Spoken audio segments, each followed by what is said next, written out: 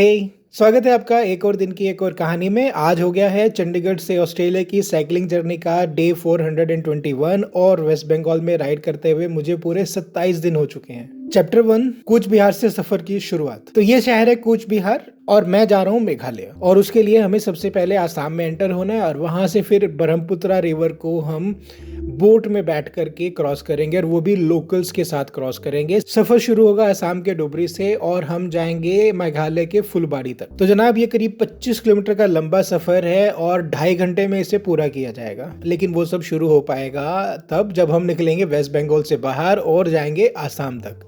और वेस्ट बंगाल में हमारा आज का जो सफर है वो वेस्ट बंगाल की रूरल लाइफ से शुरू होगा। कल रात मुझे बहुत दिक्कतों का सामना करने के बाद, संघर्ष करने के बाद इंडियन ऑयल का ये पेट्रोल पंप मिला था जहां करके मैं सोया। यहाँ के स्टाफ को सुबह गुड बाय करके मैंने अपना सफर आगे के लिए शुरू किया। जैसे मैंने अपना सफर शुरू किया था, यहाँ के लोगों के दिन की शुरुआत भी अभी हो ही रही थी। Chapter 2 morning scenes from rural West Bengal landscape. तो जब तक मैं राइड कर रहा हूँ तब तक मैं कूच बिहार के बारे में कुछ तथ्यात्मक जानकारी आपके साथ शेयर कर लेता हूँ। कहा जाता है कि कूच बिहार एक बहुत ही हाई डेंसिटी पॉपुलेशन वाला इलाका है।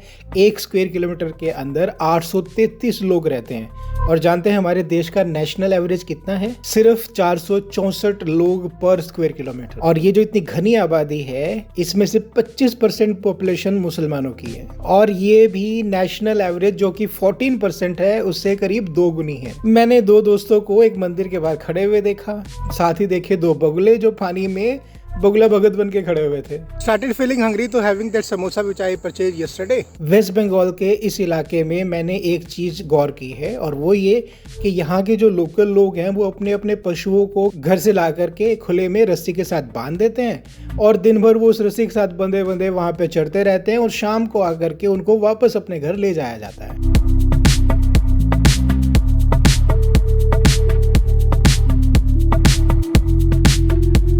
मैंने एक माँ को अपने छोटे से बच्चे को साइकिल के पीछे बिठाकर स्कूल ले जाते हुए देखा। वेस्ट बंगाल के बाकी इलाके की तरह इस इलाके में भी लोग अपने घर के आसपास बड़े बड़े और छोटे छोटे तालाब बनाते हैं। इन्हीं तालाबों के बीच की जो जगह है उस पे जो रास्ता बना था उसी पर चलकर एक औरत अपने घर जा रही थी, और एक बंगाली आदमी अपनी साइकिल पर वहां से निकल रहा था। एक और औरत अपने घर के बाहर झाड़ू लगा रही थी। सच कहूं तो मुझे 2 ही स्टेट ऐसी है जिसमें सबसे ज्यादा हरियाली नजर आई। एक था वेस्ट बंगाल का इलाका और दूसरा उड़ीसा का। अपने घर के बाहर एक औरत प्लास्टिक की शीट बिछाकर उस पे गेहूं फैला रही थी, और वहीं सड़क के किनारे पे एक बहुत बड़ा तालाब था, और उस तालाब के दूसरी तरफ था एक रास्ता जिस पर 2 मुस्लिम आदमी अपनी साइकिल के साथ पैदल चलते हुए जा रहे थे। एक किसान अपने खेत में बीज बो रहा था, और उसका खेत था भी उसके घर के बिल्कुल पास, और एक औरत थी जो कि पैदल चल के रास्ता पार कर रही थी। एक और किसान एक बग्गी को धक्का मारकर खेतों तक ले जा रहा था, और गाँव के ही लोग अपनी साइकिल पे बैठकर अपने खेतों तक जा रहे थे। गाँव की महिलाओं को अपने बच्चे के साथ पैदल चल के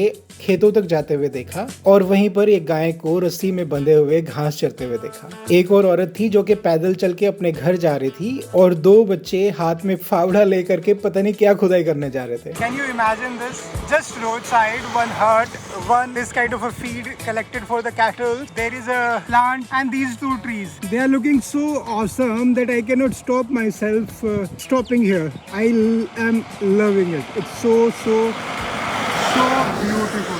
पास में ही ईंटों का भट्टा था जहां पर बहुत सारे पुरुष और महिलाएं ईंटें बनाने का काम कर रही थी। इस माइलस्टोन के हिसाब से तूफानगंज रह गया है सिर्फ 5 किलोमीटर, और तूफानगंज नाम सुन के मैं बड़ा हैरान हुआ यार, किसी शहर का ये कैसा नाम है? पता नहीं इसका ये नाम क्यों रखा गया। आप में से अगर किसी को पता है तो बता देना प्लीज। इस तरह के नाम देख के मुझे बड़ी हैरानी होती है। एक और महिला थी जो अपने घर के बाहर खड़ी हुई थी, और एक आदमी को साइकिल चलाकर मंदिर के किनारे पर बने हुए रास्ते से होकर गाँव में जाते हुए देखा। 2 किसानों को एक टूल का प्रयोग करके अपने खेतों में से खरपतवार उखाड़ते हुए देखा, और एक स्टोन क्रशर नजर आया जिसके वहां पर एक ट्रक खड़ा हुआ था। 2 और महिलाएं थी जो एक छोटे बच्चे के साथ सड़क के किनारे एक पेड़ की छाया में खड़ी हुई थी, और उन्हीं के पास बना हुआ था एक मंदिर जिसमें काली माता की एक मूर्ति स्थापित की गई थी। एक और औरत थी जो कि तसले में मिट्टी भर के अपने घर के अंदर ले जा रही थी, और एक आदमी अपनी साइकिल पर बहुत सारे कंबल रख के उनको बेच रहा था।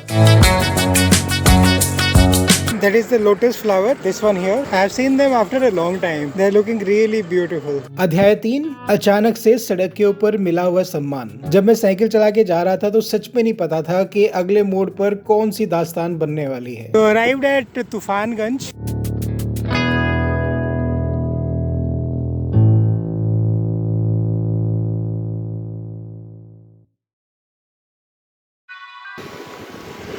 तो एक जगह थी जहाँ पर स्कूल के इन बच्चों ने मुझे रोक लिया और मेरे से बात कर रहे थे, और यही वो वक्त था जब एक आदमी अपनी मोटरसाइकिल को मोड़ करके मेरे पास आया और मुझे अपने साथ चल के नाश्ता करने के लिए न्योता दिया। उनके इस आमंत्रण को मैंने स्वीकार करते हुए उनके साथ चल दिया और हम पहुंचे सड़क के किनारे पर बने हुए एक स्टॉल में।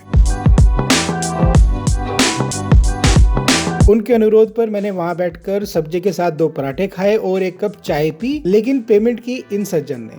समीर दास। और यहाँ तक तो फिर भी ठीक था, वो यहाँ रुके नहीं। इसके बाद देखो उन्होंने किया क्या। मेरे सबसे हेल्प छोटा, ठीक है, रख दीजिए। मैं स्कूल टीचर हूँ, योगा इंस्ट्रक्टर भी हूँ, अखिल भारतीय योगा शिक्षक महासंघ के। मुझे लगा कि वो जो क्वेश्चन मेरे दिमाग में आया था कि तूफानगंज को तूफानगंज क्यों कहते हैं, मुझे लगा वो क्वेश्चन पूछने के लिए यही सज्जन सही है। जब मैंने इनसे उस तूफानगंज के नाम के बारे में पूछा तो देखिए इनका क्या जवाब आया। क्योंकि यहाँ पर गर्मी नहीं है, 2-3 दिन बाद बहुत गर्मी हो तो अचानक तूफान आता है, इसलिए तूफानगंज हो गया इसका नाम। ये मजाक तो नहीं कर रहे हैं? मजाक, ये सच है? सच में। गुडनेस। यहाँ का टेम्परेचर 36-37 तक उठता है, उसके बाद तूफान के बाद बिल्कुल ठंड होता है। ये सब गर्मियों की बात कर रहे हैं। हाँ। सर्दियों में ऐसा नहीं। सर्दी में ऐसा नहीं सर। वाह, what a name. Thank you दादा, थैंक यू सो मच। अध्याय 4, यहाँ से आसाम के बॉर्डर तक का सफर। गले लगाकर अलविदा कहने के बाद मैंने आसाम के बॉर्डर की तरफ का अपना सफर शुरू किया, लेकिन जब मैं एक नदी पार कर रहा था तो मैंने ये नजारा देखा और उसको देख करके मैं खुद को रुकने से रोक ही नहीं पाया।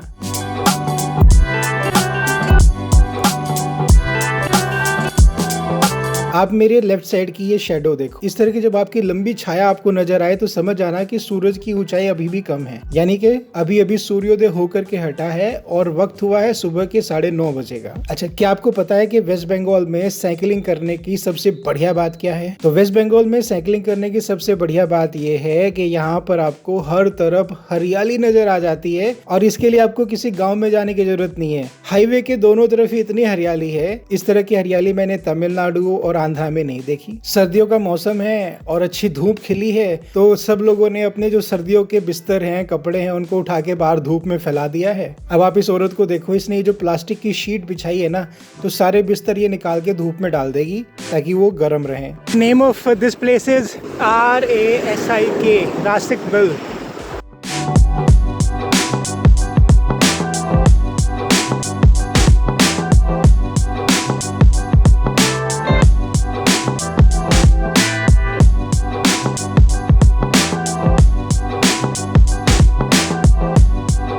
दो दोस्तों को सड़क के किनारे पर बैठ करके अपनी फसलों की रखवाली करते हुए देखा और साथ ही देखा एक किसान को जो कि तालाब के किनारे के रास्ते से होता हुआ अपने खेतों तक जा रहा था। कुछ और लोग थे जो चाय की दुकान के बाहर एक पेड़ के नीचे बैठ करके चाय का आनंद ले रहे थे और एक औरत थी जो कि अपने पशुओं को पानी पिला रही थी। सच कहूँ तो मुझे पता नहीं है कि मैं क्या कहूँ, लेकिन जब मैं इस तरह के घरों को देखता हूँ तो मुझे एहसास होता है कि वेस्ट बंगाल कितना गरीब इलाका है। यहाँ के लोग इतने गरीब हैं कि टिन का शेड यूज करके अपने लिए घर बनाते हैं। टिन का शेड नहीं होता तो घास फूस और बांस से घर बनते हैं। और सिर्फ यही नहीं, इस इलाके में सारे के सारे घर इसी तरह से बनाए गए हैं। कुछ और किलोमीटर का सफर इसी तरह के हाईवे पर पूरा करने के बाद मैं एक खूबसूरत से परिदृश्य तक पहुंचा। एक लड़का था जिसने बांस की एक डोंगी बना रखी थी और वो उसके ऊपर खड़ा हुआ एक लंबे बांस की मदद से उस डोंगी को खींच करके किनारे तक लेकर आ रहा था।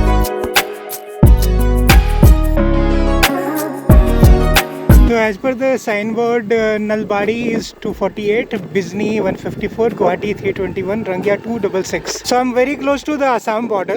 एक बकरी थी जो अपने 2 बच्चों के साथ हाईवे पार करके जा रही थी और वहीं पर कुछ लोकल थे जो कि अपने साइकिल से आ जा रहे थे। अध्याय 5, वेस्ट बंगाल और आसाम का एक अनोखा बॉर्डर। जल्दी ही साइकिल चलाता हुआ मैं एक ऐसे गेट तक पहुंचा जिसकी आकृति एक मशरूम के जैसी है, क्योंकि उसके नीचे एक पिलर है और उसके ऊपर एक अम्ब्रेला जैसी छत बनाई बनाई गई है और उस पिलर के चारों तरफ बनाए गए हैं बहुत सारी मूर्तियां। यही है वो गेट जिसको पार करके आप आसाम में एंटर करते हो। एक चीज देख करके मैं बहुत हैरान हुआ, गेट के दोनों तरफ जो पिलर बनाए गए हैं, तो बाईं तरफ का जो पिलर है उसके ऊपर एक मंदिर बनाया गया है, दाएं तरफ के पिलर के ऊपर एक मस्जिद बनाई गई है। तो कहीं ना कहीं ये हिंदू और मुस्लिम एकता के प्रतीक के रूप में बताई गई है या दिखाई गई है। और साथ में इससे एक चीज का और पता चलता है कि आसाम में मुस्लिम्स की पॉपुलेशन बहुत ज्यादा है। अब यहाँ पर कोई भी चेक पोस्ट नहीं थी, कोई साइन बोर्ड नहीं था और आसपास के दृश्यों में किसी खास तरह का बदलाव भी नहीं था। तो ये सब देख करके मैं थोड़ा कंफ्यूज हुआ और मुझे लगा कि आज सच में मैंने आसाम और वेस्ट बंगाल का बॉर्डर क्रॉस कर लिया है।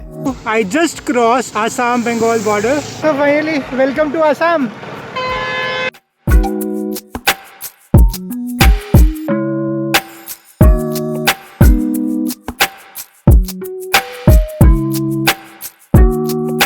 Agomani is the next place where I'm reaching. Beautiful scene.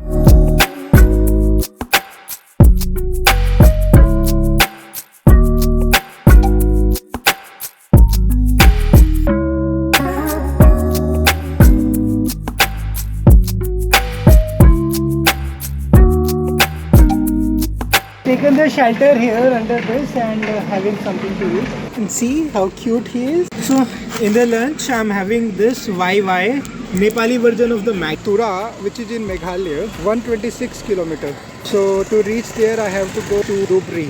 अध्याय 6, गौरीपुर का आध्यात्मिकतापूर्ण अनुभव। जैसे कि मैंने आपको पिछले एपिसोड में बताया था कि अपडेट होने के बाद मेरे आईफोन की स्क्रीन ने रिस्पॉन्ड करना बंद कर दिया है। जब मैंने आईफोन स्टोर के एक दोस्त की सलाह मान करके अपने फ़ोन को रीसेट किया तो उसमें जितना डेटा था वो सब लॉस्ट हो गया। तो यहाँ से आगे तक का जो मेरा सफ़र है उसकी सारी फुटेज भी उस वक्त डिलीट हो गई है। तो आगे की कहानी कुछ इस प्रकार से है। किसी तरह से साइकिल चला करके शाम को करीब 7 बजे अंधेरा होने पर मैं पहुंचा था गौरीपुर। पेट्रोल पंप पर जाकर के रुकने के बारे में जब पूछा तो उसने कहा कि यहाँ पर एक मंदिर है, आप वहां जाकर के रुक जाओ। मंदिर का नाम है श्री नरसिंह टेम्पल। तो मैं लोगों से पूछता किसी तरह से नरसिंह टेम्पल तक पहुंचता हूँ। वहां पर जाकर मैं जब पुजारी जी को अपने सफर के बारे में बताता हूँ और रहने की जगह के लिए पूछता हूँ तो उन्होंने फोन करके ट्रस्टी से बात की और बड़ी खुशी से उन्होंने वहीं मंदिर के अंदर मुझे रहने के लिए एक कमरा दे दिया। मुझे उस शाम की आरती में शामिल होने का मौका भी मिला।